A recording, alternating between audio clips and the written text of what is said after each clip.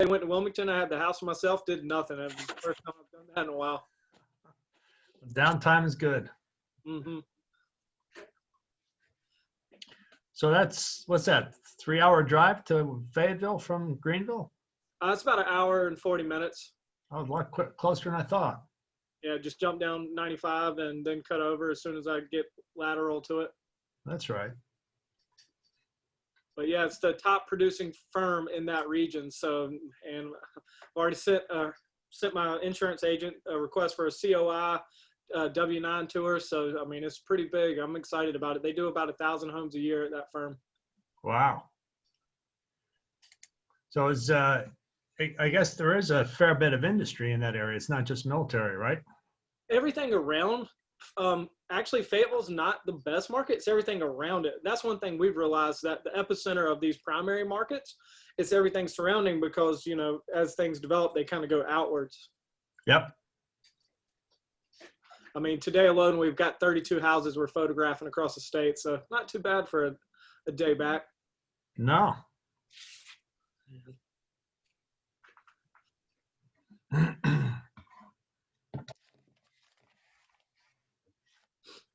You got anything exciting on your horizon that's coming up soon? Try to close some deals. That's it.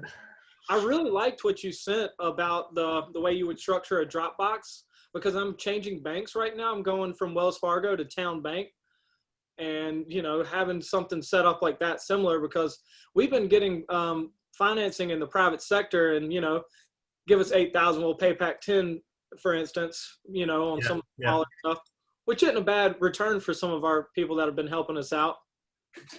No, you have to do it to survive sometimes. And I was going to cover a little bit about that, but if you use Dropbox, what you need to be aware is that if you gave me access and if you gave Dennis Trax access, I would know he had access and he would know I had access. So what I do if I'm using Dropbox, because it's free, I actually have a paid account, but it is free. Also, I set up a master file, and then if I wanted to give you a copy, a view of it, I would copy that and call my file for William and give you access, so only you saw that you had access. And the next guy to get for the next bank, I would say for whatever bank. That way, again, you don't know who, they don't know who else is looking or you're talking to. And it seems personalized to them, and they appreciate that little extra touch. Yeah, but it does save time to just set on the side that, you know, just the basic stuff. I do have a good mentor that's kind of in your area, Mr. Bubba Raw. I don't know if that name rings a bell. Nope. I was talking to you about Chatham Park. He's one of the developers in that region. Yep. Preston Development. Yep. Have you met Charles Hayes? I have not. He was the president of, I think it was called Research Triangle Park something. It was like an economic development group for the region. He's retired now, but he's the one who showed me the video of that park. He's friends with I would assume the Bubba and the other guys. He just knows everybody.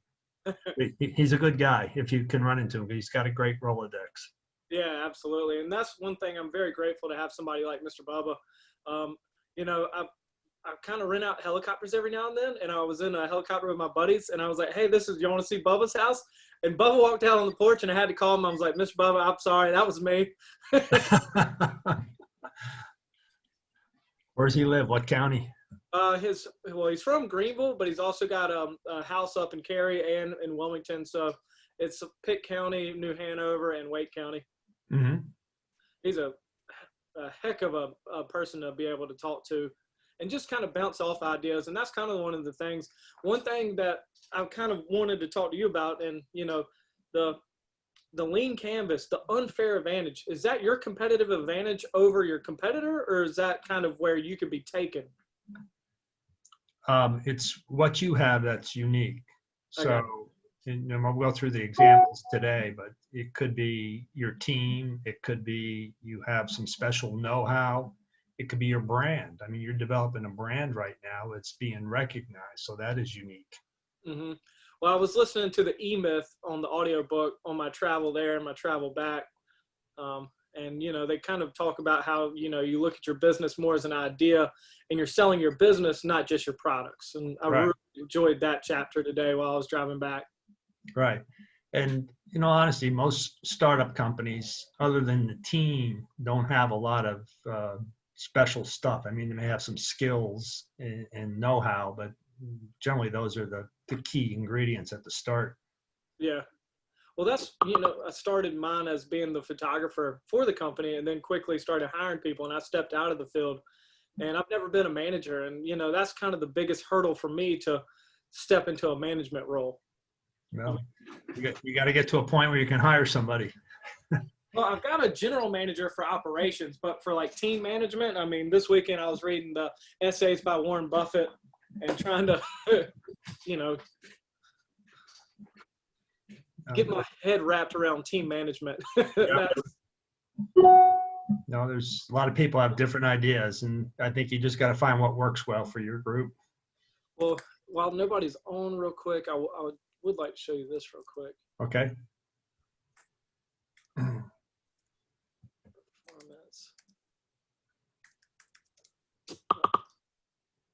People are probably going to jump on as I'm showing you this. I created, we're kind of an incentive-based workforce. So, you got to have a leaderboard or a performance board where people can log in and see what they are doing. Bear with me. So I created this right here. So protected performance review. It's each market, how well they've done this year. So, if you're kind of in a stinking market, you can see and compare yourself to other markets. Our quota expectations, the true numbers of the houses each market's done, their year-to-date totals, monthly averages, and daily averages. What we consider an efficient market is 2.2 jobs a day. So they're always striving for that third job. And if they're as a W-2, you can take that if you need to. It's the wife. So let me just put you on mute while I do this. I'm going to quit sharing this, all right?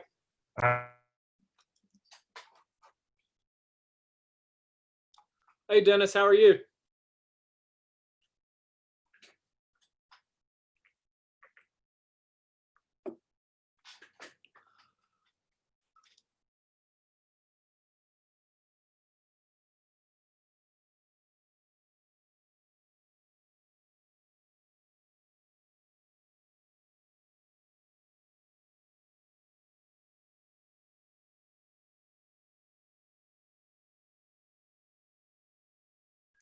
All right, I'm back.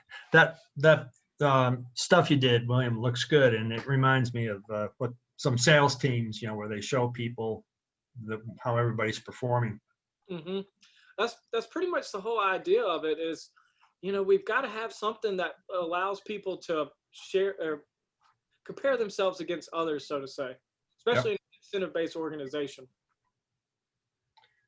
Marcus, how are you? Doing great. Hope you are. Yep. Hey, what's up, Marcus? Hey, man. How are you? Doing well. Hope you had a good weekend.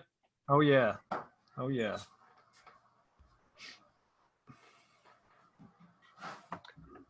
Marcus, which business is yours again? We're Shift Auto, where we increase consumer engagement and efficiency for auto repair shops by giving them a tool to offer and manage pickup and return. Yep, the concierge service. That's right.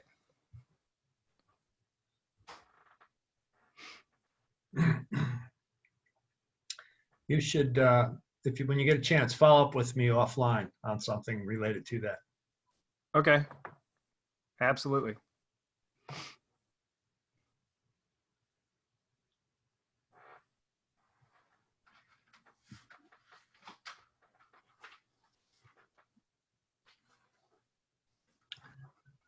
I think Dennis started recording us already. Yeah, he didn't waste any time. and you're on the screen, so you're being recorded. The eye in the sky is listening always.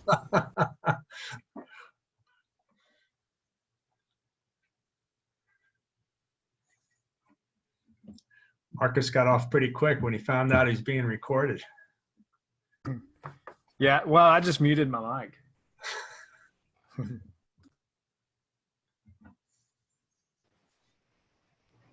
we are going to try to figure out a way to make these recordings available to everybody if they want, if they miss a class or they want to go back and listen to something.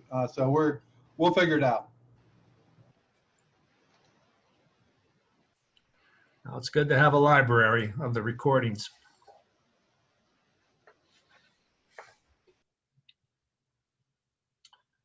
I see my partner Nasser's joined. Nasser, hello. I'm here. I'm willing to learn. All right. Dennis is going to sign you up to teach something down the road now. Yeah, I'd love to. Fantastic. I'll have the sign up underway shortly. Actually, Nasser would be a good mentor too. He's got a lot of manufacturing experience.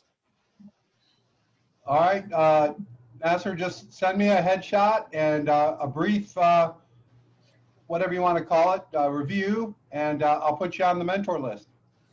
All right, sounds good. Let me ask John what's entailed, if I can even do it. So, but I will. Dennis is going to charge you a fee. No. I'm in one of those hidden charges that you look in your credit card and there'll be this 21 cents from some weird place, right? Like, oh my God, what is this? No, hey, always willing to help.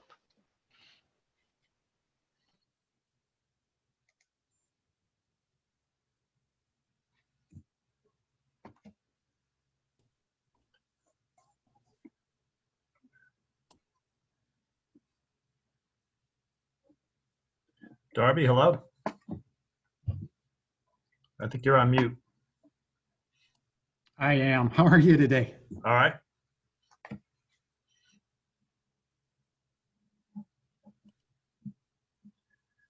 So Dennis, it's 101. You want me to get started? You want to give a few more minutes?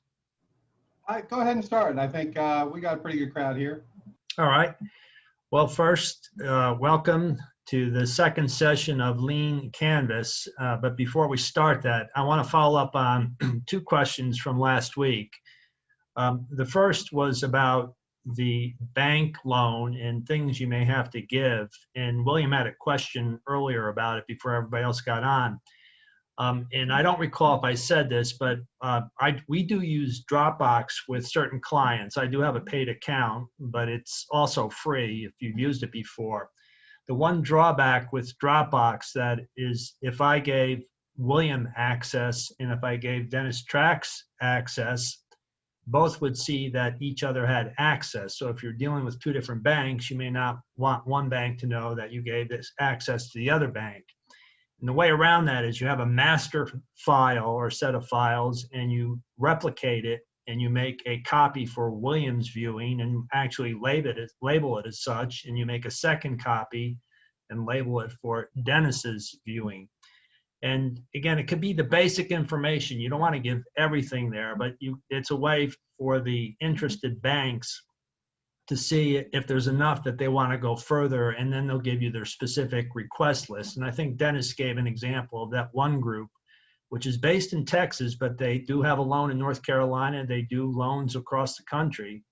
And that was their list for a company that is manufacturing. Are there any other questions, though, about the bank question from last week or using a Dropbox in general? All right.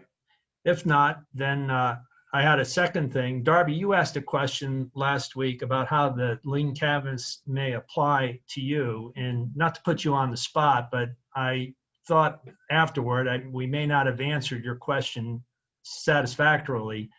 So what I did do, again, I don't claim to know your business other than what I saw on the website and read about, is I did fill in those 4 boxes for your business. And if you want, I could pop it up and show you how I would do it as an unsophisticated, unknowledgeable person about your business and just show you what I would suggest that maybe as a starting point. Would you like to? Yeah, that'd be really good. Yeah.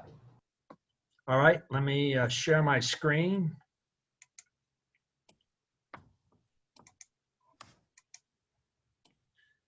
And let me get that power. All right, and let me know when you guys can see this. I can see it. Looks good. All right, Darby, can you see it? Yeah, sure can. All right. Well, if we follow the same order as before, the problem, the first left column, the way I would see it is you have a lot of equipment, toys, I would call it, for adults. And the cost of that is very expensive. And that's for whether it's a home hobbyist or even a company. I know when I've toured factories before, you'll see a lot of them may have one or two machine tools just to do repairs to their equipment, and they're metalworking tools. But they don't have a complete suite of tools. So cost of equipment is an issue. Access to equipment is also an issue. I know 2 years ago, I was helping my son build a cabinet entertainment type center, and doing the top of the cabinet where I had to join several large boards together was an issue. I didn't want to invest in a table saw or a planer, and I had to find a place that could do that for me or allow me to do that. So access to equipment is an issue. Also, access to master craftsmen, and that should be plural, and it could be whether it's a carpentry issue or a metalworking issue, but when any of us, when we're doing projects, we always want to find somebody who can tell you how to do it easier or smarter, so you're not going to waste a lot of time and money and materials. If you look at the customer segments, and again, I don't claim to know your business. This is me just guessing, trying to go back to your question. I would say companies making prototypes could be a segment. Making prototypes, people want them quick, and whether it's to outsource it, maybe you have, maybe you're not the one doing the prototypes, but maybe there's a set of people who make prototypes for others who just need access to your tools. The second segment I would see is the do-it-yourselfers, and maybe the example of myself where I was trying to help my son make this cabinet. But also, if you think about the companies, again, who may have small machine shops or tools within their facilities, they all have needs to fix things or make things. They may not have the complete set of either the skills or the equipment, but I think they could be in that do-it-yourselfers. The third one are people looking for alternative experiences. And I used to live in upstate New York. Dennis is also from upstate New York, but I remember there used to be advertised camps for adults where you had master craftsmen shipbuilders, old style wooden ones, or people making furniture, and men and others would pay and go there for a week vacation, essentially a summer camp, with their tools and learn how to make something or participate in the construction of something.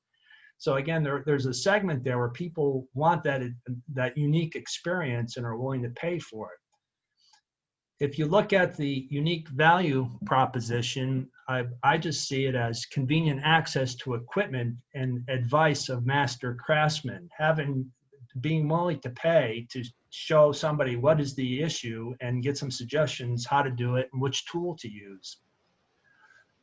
In terms of the solution, I say your suite of tools with flexible plans. And again, we talked about the country club approach where you may have some fee and some usage fee, but maybe there's a couple different approaches and you probably already have that.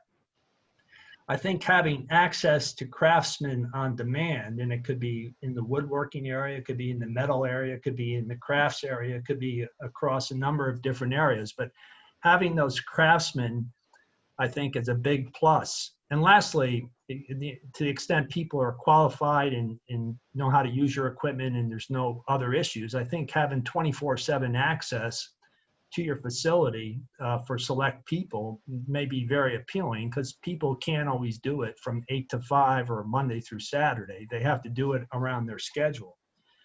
So again, I hope you don't mind me taking a stab at the initial part of your canvas, but those were some of my ideas. And I don't know if Dennis or anybody else wanted to chime in with some ideas, or Darby, if you had questions.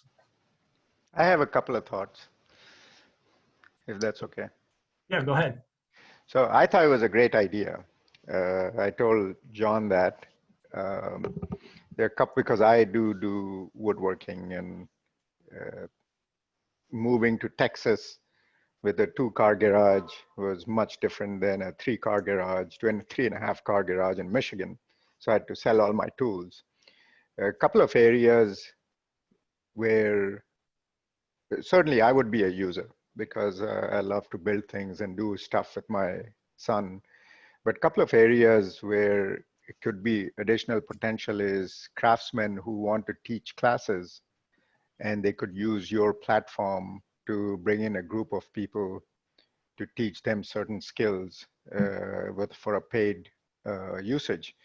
And then secondly, a lot of these retail stores like Home Depot and Lowe's, they do have classes for doing certain things, do-it-yourselfers, and you could potentially reach out to them and see if they have projects that may lend your facility to be a very nice solution for them. So those are the two areas I can think of off the top of my head that could, if you hook up with a couple of these large retail chains, I think you're on your way. Okay, yeah, I really like that idea. I hadn't thought about going out to Lowe's, but a lot of the stuff that's on the sheet is what we're doing now. So I think that's great. Well, I'm glad I got close to your thinking with, again, not knowing your business well. Yeah. Well, thank you for allowing us to do this. Dennis, you want to add anything before I move on? John is a genius, just in case any of you haven't figured it out yet. Why do you think I made him my partner? Yeah, you're a smart man. All right, enough of that. Let's move on. All right, so let's go to part 2. And all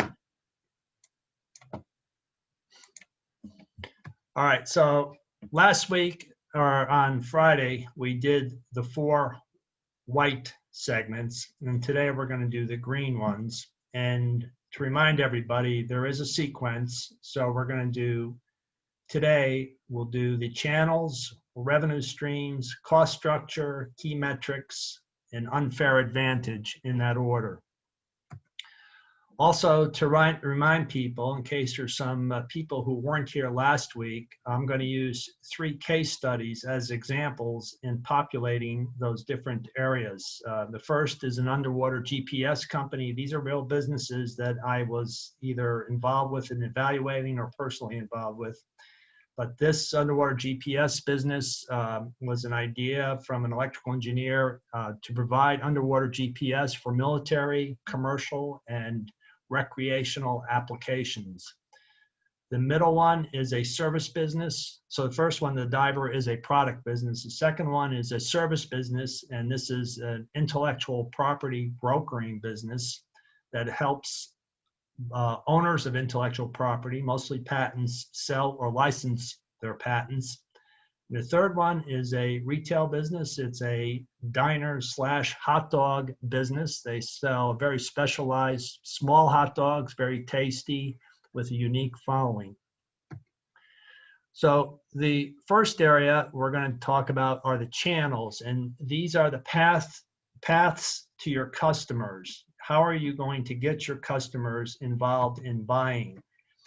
And in the case of the 3 companies I was involved with, the underwater GPS, going to the military, we did have direct contact with the military and wanted to continue to do that. But the reality of dealing with some military units is you need to show that you have the wherewithal and capability to pull it off. And we did have discussions that we were going to start with certain larger military contractors in order to have that capability. Otherwise, we would probably not get certain sales. We were going to go direct to commercial because this was still early in the process and there was some education required with the customer about how to use that, particularly if you're doing deep water, undersea activities. There are a lot of issues with thermoclines and some other factors, and education was required. Dive shops were the channel for the recreational divers, and there are certain dive shops that are more prominent than others. And the idea was to go to the more prominent dive shops directly to get them to start building a following, there were a few distributors that dealt with the dive shops, and ultimately we intended to work with them. In the service business, this was a little easier in terms of reaching, in that we knew the target owners of intellectual property, we knew the target buyers, and it was relatively easy to email and telephone the sellers to get to sign them up as clients. So the email and telephone was the channel for the sellers. The same for the buyers. We did not have to travel generally to see the buyer or seller, and generally we did not want to do it. So it was very easy and convenient to use email and telephone, and actually had a very high response rate for both.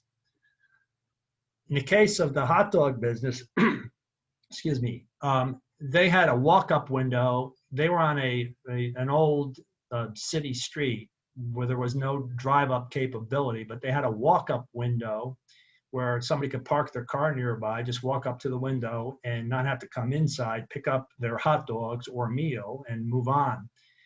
So walk-up drive-through, the idea was, when I was evaluating the hot dog businesses, was to franchise it, and if we were to make a new facility, to have the drive-through capability.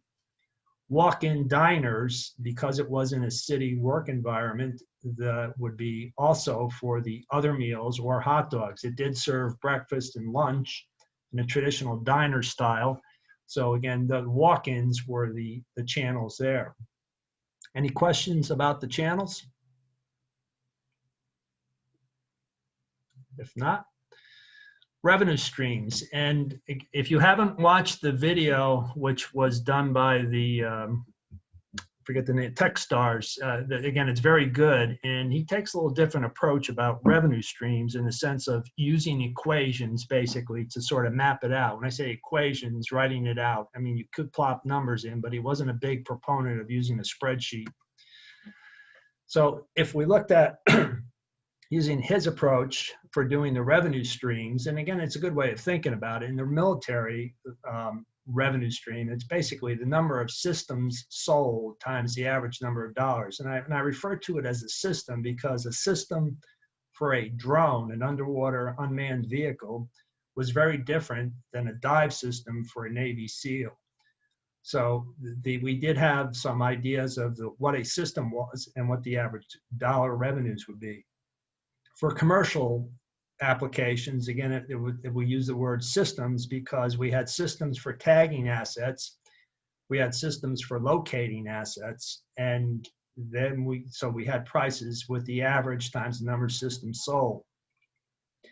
In the recreational dive market, the big part of the system was a dive watch. So if we were going to work with a dive watch manufacturer and have the capability included with the dive watch, and you would very easily have the math for the, excuse me, the amount for the dive watch times dollars.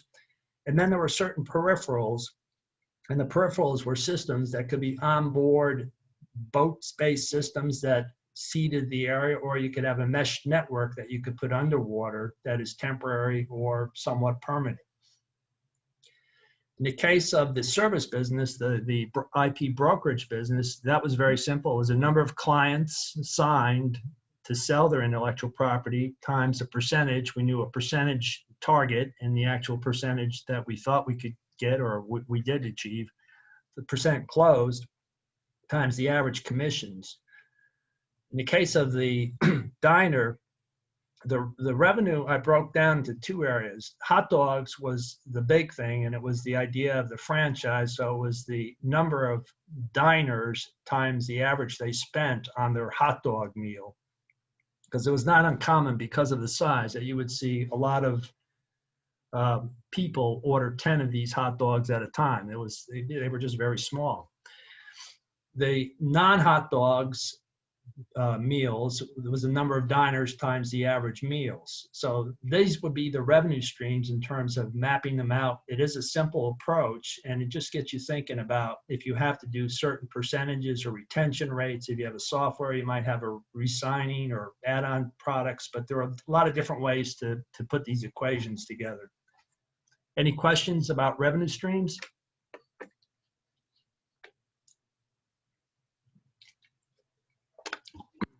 If not, let's go on to cost structure. The Techstars guy also talked about using equations here, and rather than bore you with a lot of equations, I just want to talk about what might be the different fixed and variable costs in each of the businesses.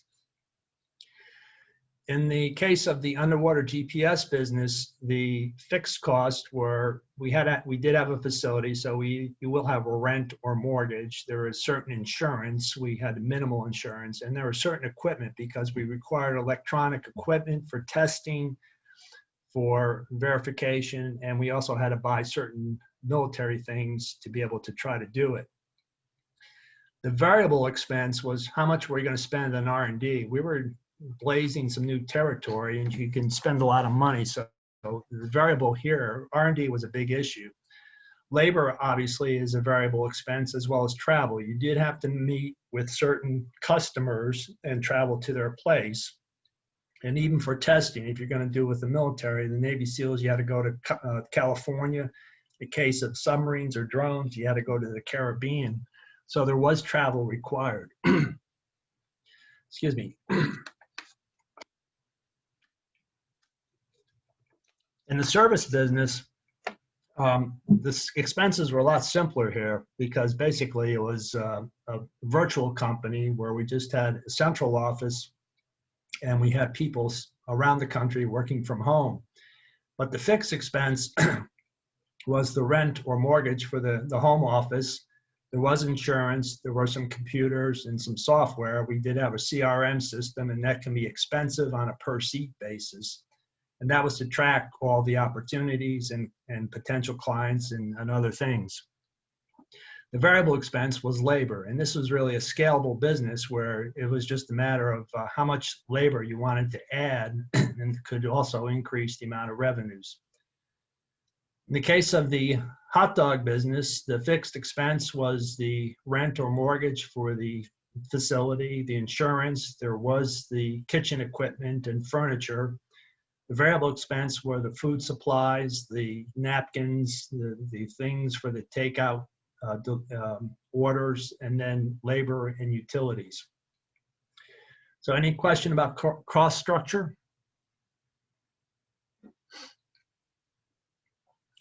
If not, we'll look at metrics. And these are the numbers that tell you how your business is doing. So, you know, when you start, you obviously want to know how you're progressing and what do you got to do to try to catch up. So it's always good to have some kind of metrics to gauge performance. In the underwater GPS, this was pretty simple. It was just the number of each type of system sold.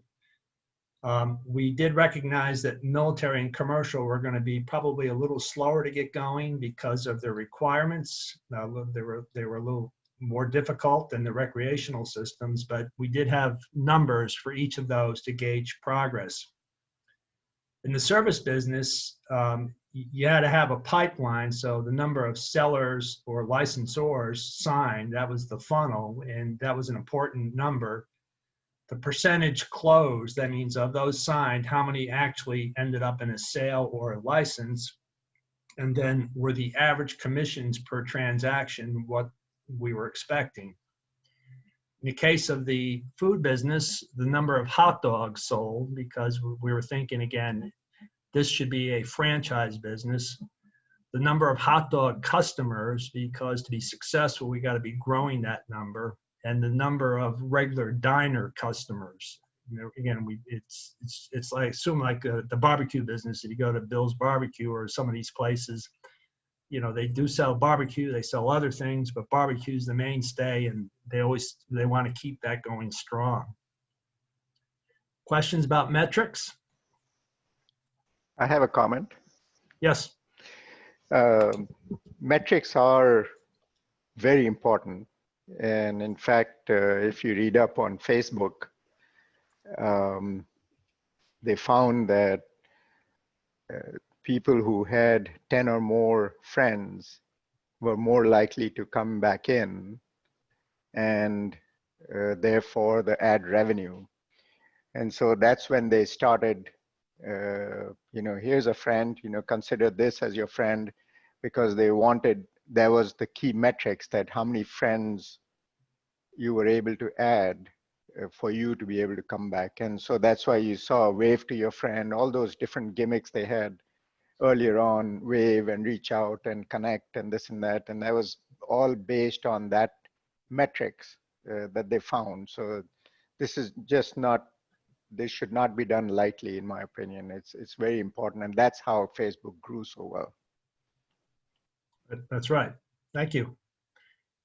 Any other questions or comments? If not, unfair advantage. And this is something that is unique to the company that cannot be replicated easily by your competitors or others. And in all honesty, in a lot of startups, it is the team. It might be the idea. You might have some early intellectual property, but there may not be a lot other than the team at the start. In the case of the underwater GPS, we did have 4 patent applications in process. There was know-how because there was experimentation that was begun. We actually had sensors on the end of broomsticks where we could go to the lake and one person on one dock and another on another dock, stick the sensors in the water, demonstrate that you could do something from one dock to the other on a limited basis. But what also was unique is that the inventor did have knowledge of diving. He was experienced in semiconductors and application-specific integrated circuit design. He was also part of the IBM networking team, which did a lot of chip-level stuff for networking, so he understood mesh networks. And those 3 skills together was unique in terms of figuring out a solution for the problem. In the case of the service business, excuse me, the team was very unique in the sense that all the senior people had 25 plus years of doing deals, and very deep Rolodexes also came from all different companies. So it wasn't out of one place, but the team was very unique. The systems and processes developed for the emailing and telephone and tracking were unique and were scalable. And that really separated this business concept from other brokerage businesses. In the case of the hot dog business, they did have a secret sauce. It was their chili sauce. And that was one of the things everybody wanted to get on their hot dog. So that was unique. But they also had a brand, but the brand was very regional. It was limited to that city pretty much where the one location was. And you can think about, I know when I moved to North Carolina, I was in Wilson, North Carolina. Somebody said, you got to go try this hot dog place. And I know Raleigh has a couple hot dog places, but it seems like people outside of those regions don't know about those locations. So brand, although it's there, was very limited. It was not as big as might be needed if you really wanted to go and try to franchise. Questions about unfair advantage? If not, so what I did is from the 2 sessions, I took each of the 3 businesses and just filled in their total lean canvas so you could see it. And I think there was a question last week, well, how does it work together in making it happen? And again, this is something you would update regularly, but in the case of, as an example, a customer segment, a new one may develop. And if you develop a new customer segment, let's say I talked about the Navy, but it could be further refined that you had the divers, you had the drones. Those were the 2 principal segments. And maybe as a result of those 2 segments, you may have different channels to get to them. You may have also different solutions or revenue streams. So again, you would update it from time to time based upon information you get. You may also, through your interviews, and I know Dennis talked about interviews last week, but as you do interviews and continue to talk to customers, you're going to learn more, and you may update information in terms of the problem or solution or unique value proposition. So again, I did fill it in. It's the information you all saw on the different ones. But when you do all this and you say, well, what's next? You know, you got this, and there's still a long way to go. But I would say continue to interview and collect more information. And when I say interview, talk to customers, potential customers. Just figure out if things are in agreement or what could you be doing differently. And I know there's talks about doing 50 plus interviews, for example, in the I-Corps. But you don't need to do that number, but just make sure you're getting a good cross section of people. I think one thing you need to think about also are what are the big hurdles? What are the deal killers that have to be resolved? In the case of the underwater GPS, we had to have a working prototype that we could show the Navy, SEALs as an example. They didn't care if it was the size of a beer keg, as long as they could get it underwater and show that it worked. There are other businesses where, again, you may have to have a prototype to prove demand. I'm involved with another startup. We have projections of what demand might be, but we have to make that prototype, install it, and actually see, do consumers walk up on their own and use the kiosk to do something without being encouraged to do it. So again, you may have to have a hurdle to prove demand, to show people, yes, it does do what you say. Cost can also be a big issue, particularly if you're doing something that's out in the future. Years ago, I was involved with a company that wanted to make semiconductor steppers. These were the machines that printed on the wafer. And back in the 80s, everybody thought ultraviolet light was going to top out just at a micron in dimension size. The next frequency you would use to get to the lower dimensions was X-rays. And there was a business that got started to do these X-ray steppers. They spent $100 million from the late 80s into the 90s trying to solve the problem of an X-ray stepper. And what happened was the technology in UV light was extended using specialized optics and solved the problem, and X-ray steppers never came about. So cost can be a big issue, particularly if you're doing something futuristic.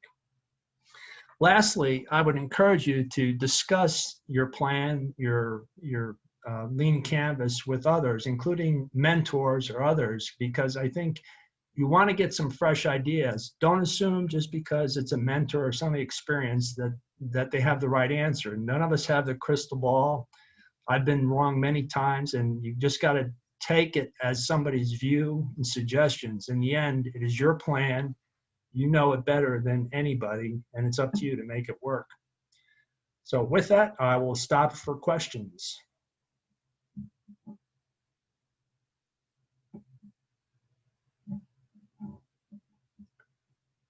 So I think, Dennis, I think we finished early.